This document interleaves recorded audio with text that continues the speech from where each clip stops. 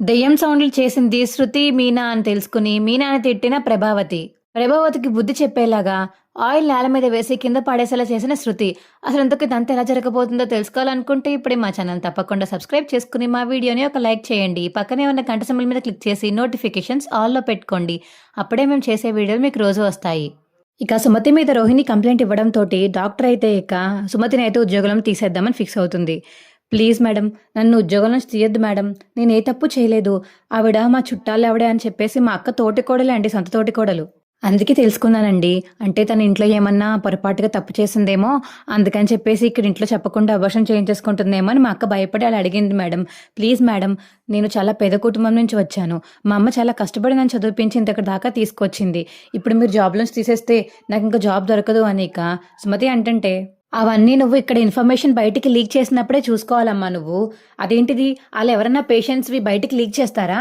తను మా మీద కంప్లైంట్ చేసింది. ఇప్పుడు నేను జాబ్ నుంచి తీసేమని చెప్పింది చెప్పు అనిక ఆవిడ అంటుంటే, సారీ మేడం, ఇంకొకసారి అంటే అది ఎప్పటికీ రిపీట్ అవ్వదు అనిక సుమతి అంటుంది. సరే, ఈ ఒక్కసారికి నేను ఎక్స్క్యూజ్ చేస్తున్నాను.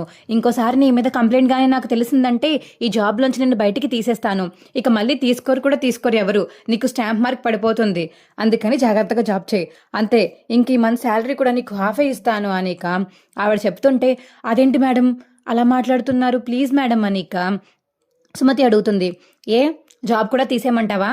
లేదులేండి మేడం, నాకు హాఫ్ అమౌంటే ఇవ్వండి, నా తప్పుకి శిక్ష అనుభవించాలి కదా, నెక్స్ట్ నుంచి అసలు ఇలాంటి మిస్టేక్ చేయను నేను అని చెప్పేసి ఇక సుమతి అంటుంది.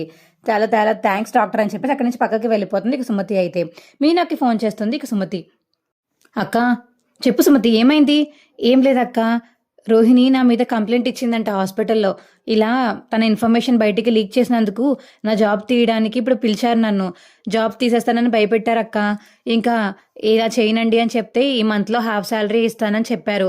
దానికి పనిష్మెంట్గా ఇలా చేశారక్క అని ఇక సుమతి అంటుంటే, అసలు అంత కక్ష ఎందుకు రోహిణికి అసలు అంతలా ఏం పట్టేసింది? జస్ట్ మామూలుగా తను ఫస్ట్ ప్రెగ్నెన్సీ ఎవరి వల్ల వచ్చిందేమో అని తెలుసుకుందామని అడిగాం అంతే కదా. దానికి రోహిణి మళ్ళీ కాల్ చేసి ఇలా నీకు జాబ్ పోయేలా చేయాల్సిన అవసరం ఏముంది రోహిణికి అనేక మీనా అంటుంటే, ఏమో అక్క, ఇక నేను ఈ విషయం గురించి అనుకోదలుచుకోలేదు, కానీ నాకు ఒకటి మాత్రం అనిపిస్తుంది, రోహిణి ఖచ్చితంగా ఏదో దాస్తుందక్క.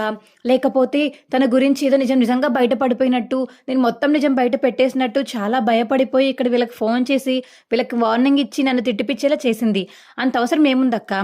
ఏదో తనే నన్ను డైరెక్ట్గా వచ్చి నన్ను తిట్టచ్చు కదా, కానీ అలా కాకుండా హాస్పిటల్ వాళ్ళకి ఫోన్ చేసి వాళ్ళ చేత నన్ను తిట్టిపించింది. అలా చేయాల్సిన అవసరం రోహిణికి ఉందంటే ఖచ్చితంగా తన గతంలో ఏదో నిజం దాచే ఉండాలక్క. అందుకనే ఇంతలా చేసింది అని చెప్పేసి ఇక సుమతి అంటుంది మీనాతోటి. అవునమ్మా, నాకు అది అనిపిస్తుందిరా సుమతి, చెప్తాను రోహిణి పని. నీ విషయం ద్వారా నేనేం తనని అనను, కానీ ఇంకొక దాంట్లో కానీ ఏమైనా చెయ్యాలి అప్పుడు చెప్తాను దాని పని అని చెప్పేసి ఇక మీనా అంటుంది సుమతితోటి. సరే అక్క, ఫోన్ కట్ చేస్తున్నాను, నీకు వీలైనప్పుడు వచ్చి కలువు, బాయ్ అక్క అని ఇక ఫోన్ కట్ చేస్తుంది సుమతి.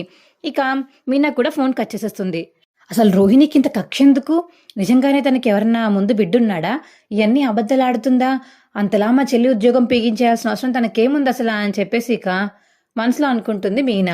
ఇక రోహిణి, మనోజ్ మరియు ప్రభావతి కిందకు వచ్చి టిఫిన్ పెట్టమని అడుగుతుంటే మీనా మాత్రం ఇక్కడ టిఫిన్ పెట్టకుండా తన పని తను చేసుకుంటూ ఉంటుంది. ఇక ప్రభావతికి మాత్రమే టిఫిన్ తీసుకొచ్చి పెడుతుంది. ఏంటి నాకు మాత్రమే పెట్టావు, వాళ్ళిద్దరికి ఎవరు పెడతారు? ఏంటత్తయ్య మీరు మాట్లాడేది? వాళ్ళకి చేతులు కాలు లేవా? వాళ్ళు వండుకోలేరా? వండుకుని తినమని చెప్పండి. నేను మాత్రం నాకు కావాల్సిన వాళ్ళకి మాత్రమే చేశాను, వాళ్ళని వారు వండుకుని తినమనండి. వాళ్ళ విషయంలో నేను ఏమి కలదొరుచుకోవాలో అవసరం అనుకుంటున్నాను, నేను అసలు వాళ్ళ జోలికి వెళ్ళను అని మీనా అంటుంటే, జోలికి వెళ్ళకపోతే మానే, టిఫిన్ వండి పెట్టడానికి నీకేంటి నొప్పి? నాకు నొప్పే అత్తయ్య, మీకు కావాలంటే మీ పెద్ద కొడుక్కి మీ పెద్ద కొడలికి మీరు వండి పెట్టుకోండి, నేను మాత్రం వండను అని మీనా అంటుంటే, అప్పుడే ఇక బాలు అయితే వస్తాడు. ఏంటి గొడవ ఇప్పుడు అని చెప్పేసి బాలు అంటుంటే, మీ ఆవిడ నాకు మాత్రమే టిఫిన్ పెట్టింది, వీరిద్దరికి వండి పెట్టదంట అనిక ప్రభావతి అంటుంటే, తప్పేముంది, మానే మీనా, ఏం అవసరం లేదు, వీళ్ళకి పెట్టాల్సిన అవసరమే లేదు. ఏదో నిజం చెప్పేసినట్టు, అబద్ధాలు చెప్పేసినట్టు, రోహిణి ఏదో అనేసినట్టు పెద్ద ఫీల్ అయిపోయింది కదా రోహిణి. నీ అంతా నువ్వే చేసుకో పార్లరమ్మా అని బాలు అంటుంటే, మాకు చేసుకోవడం రాదా? మేము చేసుకోలేమా? బయట తింటాము. ఎన్ని రోజులు తింటారో తినండి, బయట ఫుడ్ తిని మీ ఒంట్లో ఫ్యాట్ ఎక్కువయాక అప్పుడు ఇంట్లో ఫుడ్ చేసుకుని తిందురు కానీ అని మీనా అంటుంది. ఏంటత్తయ్య ఇది, ఇంట్లో కూడా ప్రశాంతంగా ఉండనివ్వరా అని రోహిణి అంటుంటే, మీనా వాళ్ళకి పెట్టు, ఎందుకు పెట్టాలమ్మా? పెట్టదు. నా మీనా అస్సల పెట్టదు. కావాలంటే వండుకొని తినమను, నువ్వు వండి పెట్టు, లేదంటే బయటికెళ్ళి తినమను. అసలు ప్రాబ్లమే లేదు అని ఇక బాలు అంటుంటే అప్పుడే శృతి ఇక మరియు రవి అయితే కిందకి వస్తారు. ఏంటి పొద్దు పొద్దున్నే గొడవ ఏమైంది అని రవి అంటుంటే, మీ వదిన మీ పెద్ద వదినకి వండి పెట్టదంట అని ప్రభావతి అంటుంటే, ఏ మీనా ఏమైంది అని శృతి అడుగుతుంది. ఓహో, నిన్న జరిగిన దాని గురించే కదా? అవును, మీనా కరెక్టే చేసింది. ఎందుకు వండి పెట్టాలా ఆంటీ?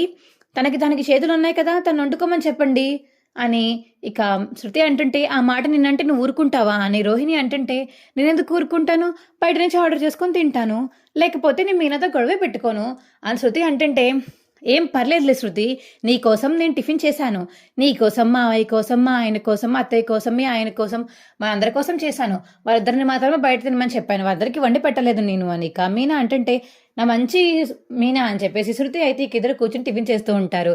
ఇక రోహిణి మరియు మనోజ్ అయితే కోపంతో బయటకైతే వెళ్ళిపోతారు. ఛే, అసలు నా కొడుకుని నా పెద్ద కోడల్ని ఇద్దరిని మనుషుల్లాగే చూడట్లేదు. అంత పెద్ద నింద వేసింది, అయినా సరే రోహిణి ఊరుకుంది. ఇంకా మళ్ళీ బుద్ధి లేకుండా వాళ్ళ టిఫిన్ వండి పడ్డానికి మానేసింది అని ప్రభావతి అంటుంటే, ఏంటత్తయ్య ఎవరు ఊరుకున్నారు? ఎవరు? మీ పెద్ద కోడలా? సుమతి వాళ్ళ హాస్పిటల్కి ఫోన్ చేసి సుమతి మీద పెద్ద కంప్లైంట్ ఇచ్చిందంట, తన జాబ్లో తీసేయమని. నిన్న కాక మొన్నే జాబ్ వచ్చింది. ఏదో తెలిసిన ఇన్ఫర్మేషన్ నాకు బయటికి చెప్తే నేను ఇంట్లో చెప్పడం వల్ల అందరికీ తెలిసింది. అది కాక తన జాబ్లో తీసేయమని రోహిణి ఫోన్ చేసి చెప్పడం ఏంటి అసలు అని మీనా అంటుంటే, తప్పేముంది? ఫాల్స్ ఇన్ఫర్మేషన్ బయటికి పంపితే తప్పే కదా అని ప్రభావతి అంటుంటే, నోర్మీ ప్రభా, అది ఫాల్స్ ఇన్ఫర్మేషన్ అయినా ఏ ఇన్ఫర్మేషన్ అయినా మన ఇంటి గురించి తెలుసుకోవాలని మీనా అడిగింది వాళ్ళ చెల్లిని. వాళ్ళ చెల్లి కనుక్కొని చెప్పింది, దానికి తప్పేముంది? ఒకవేళ నిజంగా రోహిణికి ముందే బుడ్డ పెట్టుంటే అప్పుడు నువ్వేం చేసేదానివి? మీనాని పొగిడేదానివి కాదా? రోహిణిని కొట్టేదానివి కాదా? ఇవాళ రోహిణి మన దగ్గర నిజం దాచింది కాబట్టి ఆ నిజం గురించి తెలుసుకున్నాము. ఆ రోహిణి ఇప్పటికొచ్చి మనకి కనీసం అబార్షన్ అయినట్టు కానీ ప్రెగ్నెన్సీ వచ్చినట్టు కానీ ఏం చెప్పలేదు కదా. నువ్వు ఇప్పుడు తనకి సపోర్ట్ చేసినా అవసరం లేదు. అలాంటి సుమతి ఉద్యోగం తీయించాల్సిన అవసరం రోహిణికి ఏంటి? అక్కడికి వెళ్ళి సుమతిని ఒక 4 తిట్లు తిట్టి వచ్చేసినా పోనీ తన కోపం తీరిపోయింది అనుకోవచ్చు. కానీ హాస్పిటల్ వాళ్ళకి ఫోన్ చేసి తను జాబ్ తీయించాలని ప్లాన్ వేసిందంటే ఖచ్చితంగా తను నిజం దాచిందని, కావాలని దాచిందని అర్థం కదా అనేక సత్యం అంటుంటే, ఏమో అండి, మీరేమైనా అనుకోండి, నాకు అనవసరం.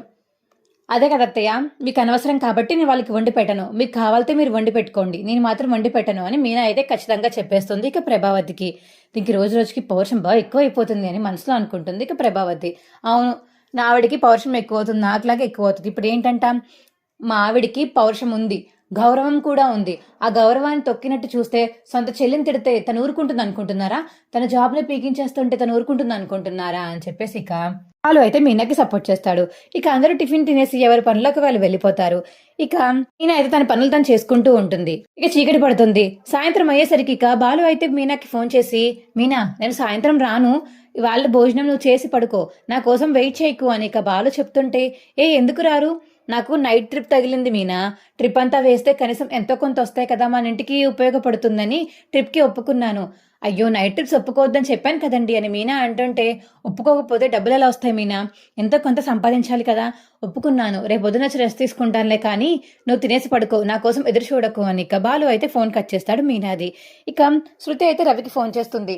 ఏం రవి, డిన్నర్కి వెళ్దామన్నావు, ఇంకా ఇంటికి రాలేదేంటి అని ఇక శృతి అడుగుతుంటే, లేదు శృతి, నాకు ఇవాళ కుదరదు, ఇవాళ చాలా కస్టమర్స్ ఎక్కువ ఉన్నారు, వంట చేసేవా షెఫ్ కూడా ఇంకొక అబ్బాయి మానేశాడు, నేనే చేస్తున్నాను, ఇవాళ నాకు రావడం కుదరదు, కొంచెం ప్లాన్స్ క్యాన్సిల్ చేయవా ప్లీజ్ అని రవి అడుగుతుంటే, ఏంటి ఇప్పుడు క్యాన్సిల్ చేయాలా?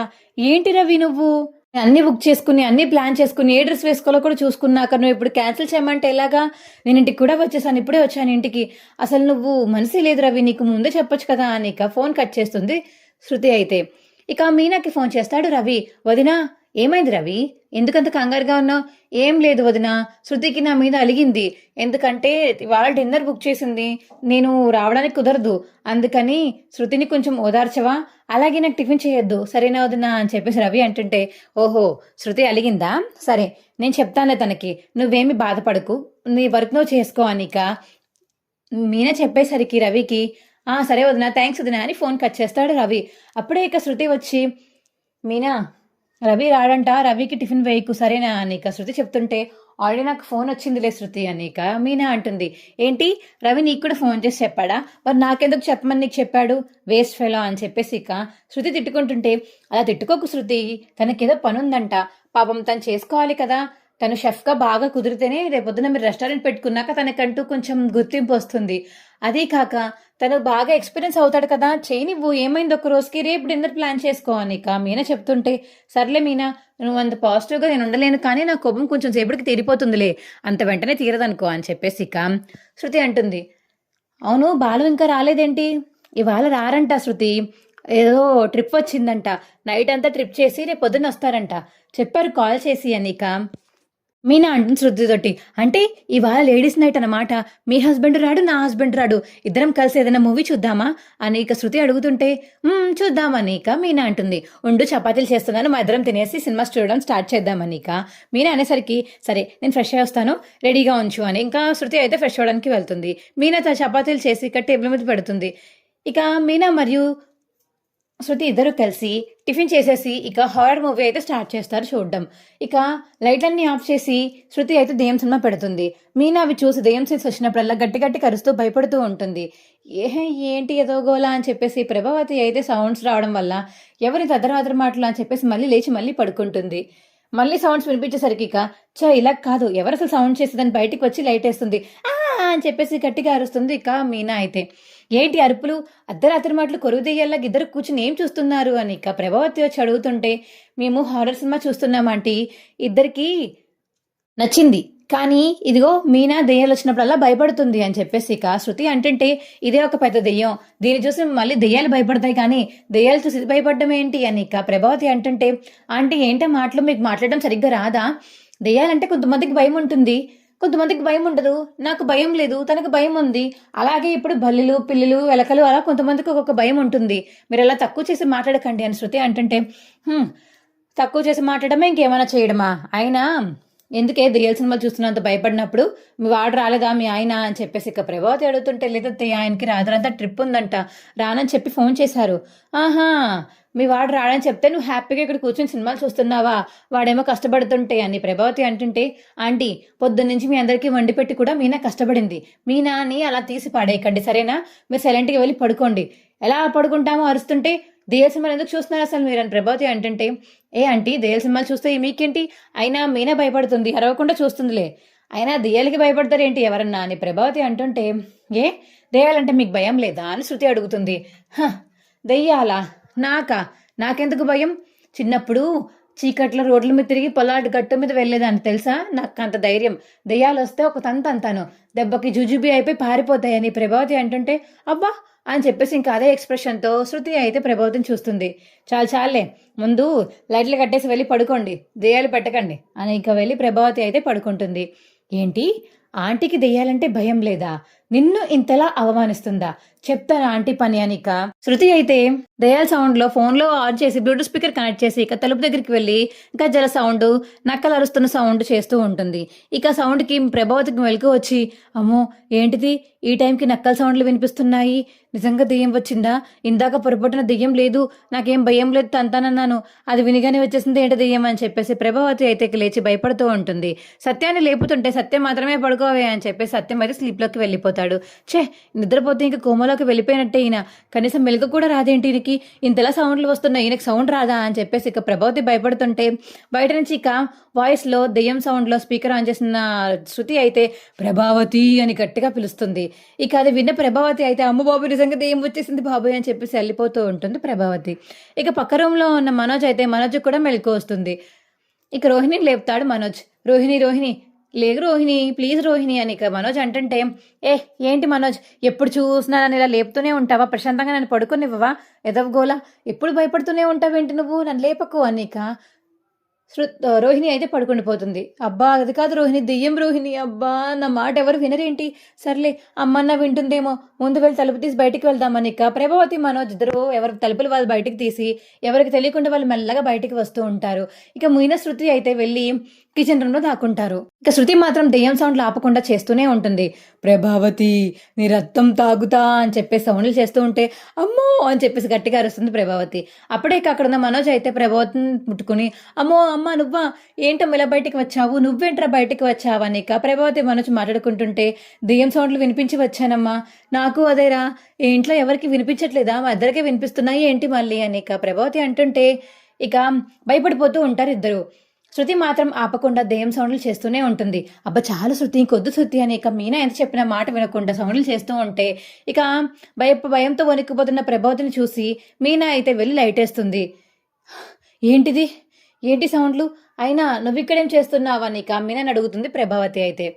అది అత్తయ్య, అది అని చెప్పేసి మీనా అంటుంటే, అమ్మా ఈ సౌండ్కి కారణం తినేనేమో, కావాలని చేసినట్టు తిట్టాం కదా అందుకు ఇలా చేసింది అని ఇక మనోజ్ అంటుంటే, అయ్యో అత్తయ్య అది కదా అత్తయ్య, ఏంటే కాదు, నోరు మూసుకునుండు, అసలు భయం లేదని చెప్పినందుకు సౌండ్లు చేసిన భయపడతావా, అసలు ఎంత ధైర్యం నీకు అని ప్రభావతి తిడుతుంటే మీనాని, ఏంటంటీ ఏంటి మీరు చేసే పని, చేసింది తను కాదు నేను, నన్ను తిట్టండి దమ్ము ధైర్యం ఉంటే అని ఇక శృతి అయితే బయటికి వచ్చి అంటుంది.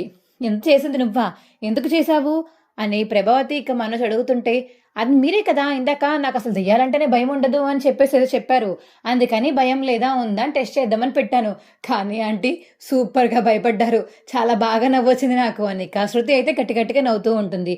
ఇంకా శృతి నవ్వడం చూసి ప్రభావతి అయితే కోపంతో కుళ్ళిపోతూ రూమ్లోకి వెళ్ళి తలుపు వేసుకుంటుంది. ఇది అసలు గుండె హార్ట్ అటాక్ వచ్చింది తెలుసా, అసలు మనుషులైనా మీరు అనేసి ఇక మనోజ్ అయితే రూమ్లోకి వెళ్ళిపోతాడు. అయ్యో శృతి, ఆంటీకి కోపం వస్తుంది, చిచి నీ భాష నాకు వస్తుంది, అత్తయ్య గారికి కోపం వస్తుంది, ఇవన్నీ ఆపై నువ్వు ముందు లోపలికి వెళ్దామంటే ఇక శృతి మాత్రం నవ్వుకుంటూ వెళ్ళి పడుకుంటుంది ఇక రూమ్లో. పొద్దున్న అయ్యేటప్పటికి ఇక బాలు అయితే ఇంటికి వచ్చేస్తాడు. ఇంటికి వచ్చి తన పని తను చేసుకుంటూ ఉంటాడు. అయ్యో వచ్చేసారా, వచ్చాను మీనా, స్నానానికి కొంచెం వేడినీళ్ళు పెట్టవా, సరే పెడతానండి, నూనె కూడా రాయినా కొంచెం మద్దన చేస్తాను, ఒళ్ళొప్పులు తగ్గుతాయి మీకు అనిక మీనా అనేసప్పటికి, సరే రాయి, కొంచెం నాకు తగ్గుద్దంటున్నావు కదా, అవునండి నైట్ అంతా ట్రావెల్ చేసి వచ్చారు కదా అసలు నిద్ర ఉండదు, ఇప్పుడు కొంచెం వేడినీళ్ళతో స్నానం చేసి మద్దన చేసుకుంటే ప్రశాంతంగా ఉంటుంది, ఉండండి వేడినీళ్ళు పెట్టి నూనె తీసుకొస్తాను అనిక మీనా అయితే వేడినీళ్ళు పెట్టి నూనె గిన్నెలో పోసుకుని వెళ్తూ ఉంటుంది.